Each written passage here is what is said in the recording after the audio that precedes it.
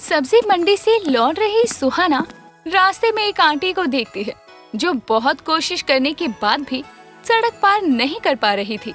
जो कोई उसकी मदद करने को आता वो उसे मना कर देती। ऐसे में सुहाना उस आंटी के बगल में जाकर खड़ी हो जाती है और बिना कुछ बोले धीरे धीरे रोड पार करने लगती है। उसे देखकर वो आंटी भी धीरे धीरे बिना उसका हाथ पकड़े रोड क्रॉस कर लेती है। शुक्रिया बेटा। शुक्रिया? पर क्यों आंटी, मैंने क्या किया? तुमने बिना मुझे मेरे बुढ़ापे का एहसास दिलाए मेरी मदद की। मुझे पता है तुम जानबूझकर धीरे धीरे चल रही थी ताकि मैं भी रोड पार कर सकूं। क्यों, सही कहा ना मैंने? जी आंटी जी, मैंने देखा कि आप किसी की मदद नहीं ले रही थी और रोड क्रॉस करते हुए आप डर भी रही थी। तुम जैसी समझदार बेटी भगवान सबको दे। जीती रहो। वो बूढ़ी आंटी सुहाना के सर पर प्यार से हाथ फेरते हुए चली जाती है। सुहाना एक समझदार और शांत स्वभाव की लड़की थी जो कि अपने घर की जान थी। घर में कोई भी फैसला उसकी सहमति के बिना नहीं लिया जाता था। घर वाले भी उसे बहुत माना करते। एक रोज वो ऑफिस से घर लौटती है तो उसकी माँ फूल बरसाकर उसका स्वागत करती है। मम्मी, ये किसके बगीचे के गुलाब मुझ पर बरसा दिए आपने? अरे ये तो कुछ भी नहीं है, मैं तो फूलों से सजी गाड़ी में बैठकर तुझे विदा करूंगी। रिश्ता पक्का हो गया सुहाना तेरा। अच्छा, तो ये बात है, यानी मैं दूर चली जाऊंगी तो आपको बहुत खुशी होगी। नहीं नहीं, बहुत ज्यादा खुशी होगी, है ना? अब बेटे का घर बसेगा तो खुशी नहीं होगी क्या? लेकिन तेरे जाने के बाद इस घर की शोभा ही चली जाएगी। इस बात का दुख होगा बहुत। देखो मम्मी, अभी रोना मत, वरना आपकी आवाज सुनकर मोहल्ले वाले मुझे गालियाँ देंगे। तुझे तो मैं बताती हूँ।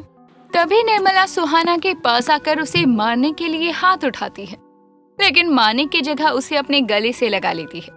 बीते समय के साथ सुहाना का रिश्ता जिस लड़के से तय हुआ था उसी से कुछ महीनों बाद सुहाना की शादी हो जाती है और वो अपनी आंखों में आंसू लिए अपने मायके से विदा होती है। उसकी सास वैजंती उसकी आरती उतारकर उसका स्वागत करती है। अगले दिन सुहाना समय से उठ जाती है तो उसकी पायल की आवाज से सुमित की आंख खुल जाती है और वो सुहाना को तैयार होते देखता है। यार, तुम्हें जब जब देखता हूँ ना मुझे यकीन नहीं होता कि यार मुझे इतनी सुंदर बीवी मिली है। ये कैसी फिल्मी बातें कर रहे हो? बिस्तर छोड़ दो, सुबह के 9 बज चुके हैं। अजी आप कहिए तो सही, बिस्तर तो दूर की बात है, काम धंधा छोड़ के आपको बस निहारता रहूंगा। लोग तुम्हें निकम्मा कहेंगे और मुझे निकम्मे की पत्नी। दोनों की बातें चल ही रही होती है कि तभी दरवाजे पर खड़ी उसकी सास मंगला जोर से खांसने लगती है। उठ गई बहू? सासू माँ, आप यहाँ कब आई? तभी तुम दोनों हंसी ठिठोली कर रहे हो। बहू, बतियाना हो गया हो तो घर के मंदिर में दिया बाती भी कर दे। माँ आप कब आई और यहाँ खड़ी होके आप हमारी बातें सुन रही थी? चुप है जा नालायक, मैंने कछु ना सुनो। और जा बिस्तर ने छोड़ दे। और कितने दिन की छुट्टी करेगो दफ्तर की? कहीं काम धंधा छोड़ने की तो ना सोच रहे हो ना? मतलब इन्होंने सारी बात नहीं सुनी। तभी सुहाना वहाँ से मंदिर की तरफ चली जाती है और आरती गाते हुए पूजा करती है।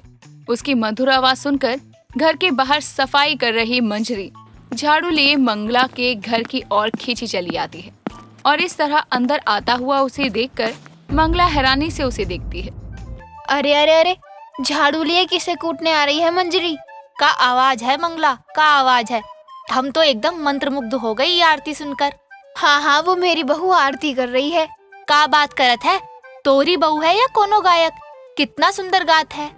तूने पहली बार सुनी है ना, इसलिए तुझे ऐसा लग रहा है।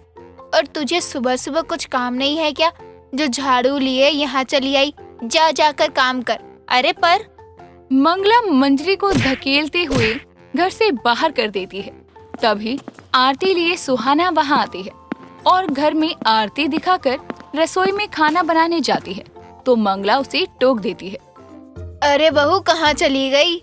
सासू माँ, नाश्ता बनाने। पहली रसोई की रस्म नहीं करनी क्या? ऐसा है, हमारे यहाँ नई नवेली बहू आते ही चूल्हा चौका नहीं करती है। 1 हफ्ते बाद ही तो रसोई का काम संभालेगी। ठीक है, फिर मैं ऑफिस के लिए निकल जाती हूँ। वैसे भी बहुत दिनों की छुट्टी हो गई है, मैं चलती हूँ। इससे पहले कि मंगला कुछ कहती, सुहाना अपने कमरे की तरफ चली जाती है। समय बीतता है और सुहाना की आरती की मधुर आवाज से ही सुबह होती है। और एक रोज सुहाना ऑफिस के लिए निकल रही थी कि तभी उसकी हील टूट जाती है। मेरा पैर। सुहाना, क्या हुआ तुम्हें? तुम ठीक तो हो ना? हाँ हाँ, देख कहीं पैर की हड्डी वट्टी तो नहीं टूट गई है। बहुत ही नाजुक कली है बहू। नहीं सासू माँ, बस हल्की सी मोच आई है पैर में। मैं ठीक हूँ। एक काम करती हूँ, आज मैं घर पर ही रहती हूँ। हाँ, तुम आराम करो। माँ, सुहाना का ध्यान रखना आप। ध्यान रखना? अरे ये कोई छोटी बच्ची है जो मैं इसका ध्यान रखूं? और क्या सुमित, ध्यान तो सासू माँ का आज मैं रखूंगी। हालांकि ये छोटी बच्ची नहीं है, लेकिन छोटी बच्ची से कम नखरे नहीं है इनके। सुमित हंसते हुए वहाँ से चला जाता है और पूरे दिन सुहाना अपनी सास की साथ समय बिताती है, जिससे कि उसके साथ बैठकर वो रामायण का पाठ भी करती है, उसके सर में मालिश करती है, दोपहर में उसके सो जाने पर उसके पैर दबाती है और शाम को उसके साथ बैठकर सीरियल देखते हुए ठहाके भी लगाती है। अगले दिन सुहाना की पहली रसोई की रस्म के लिए मंगला सभी पड़ोसनों को खाने पर बुलाती है और सुहाना सभी के लिए बढ़िया पकवान बनाती है।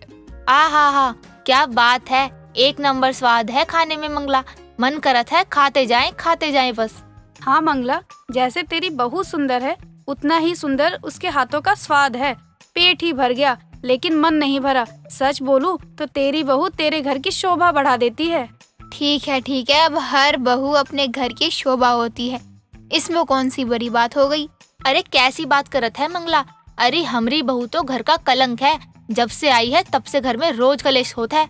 अरे मंजरी बहन, अब तुम अपना घिसा पिटा गीत न गाओ, खाना खाओ और बहू को नेक देकर चलती बनो। हाँ, तुमको काहे आग लगत है? आप लोगों ने तो मीठा खाया ही नहीं। ये मिठाई लीजिए ना, ये सासू माँ की फेवरेट मिठाई है। बहुत चाव से खाती हैं वो। क्यों सासू माँ? सभी मंगला की तरफ देखने लगते हैं तो मंगला भी हाँ में सर हिला देती है। उस दिन के बाद से मंगला की बहू की तारीफ मोहल्ले में हर कोई किया करता।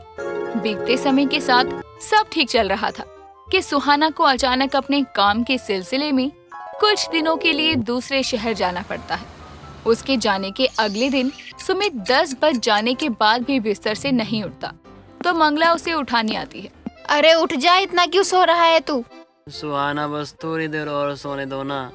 हाय दैया, सुहाना नहीं तेरी अम्मा हूँ, उठ नालायक। क्या हो गया माँ? अचानक आप यहाँ, और सुहाना कहाँ है? दूसरे शहर में।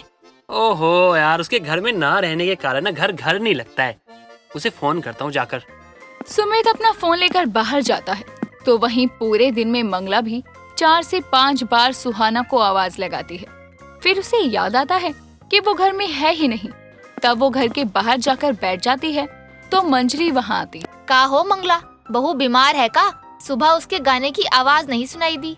हाँ, वो काम से दूसरे शहर गई है। वैसे मंजरी, तू सही कहती थी, मेरी बहू ने मेरे घर की शोभा बढ़ा रखी है। अब देखना, वो घर में नहीं है तो ना मेरा मन लग रहा है ना मेरे बेटे का। उसकी सुरीली आवाज सुनकर, संस्कारी व्यवहार और हंसता हुआ चेहरा देखकर बहुत अच्छा लगता है। वो तो है मंगला बहन, बहू हो तो तोरी बहू जैसी हो, घर की शोभा बढ़ाने जैसी। अपनी बहू के दूर रहने पर मंगला को उसके गुण और उसके स्वभाव की याद आती है। कुछ दिनों बाद जब सुहाना लौटती है तो उसकी सास उसे गले से लगा लेती है। अरे मेरे घर की शोभा वापस आ गई।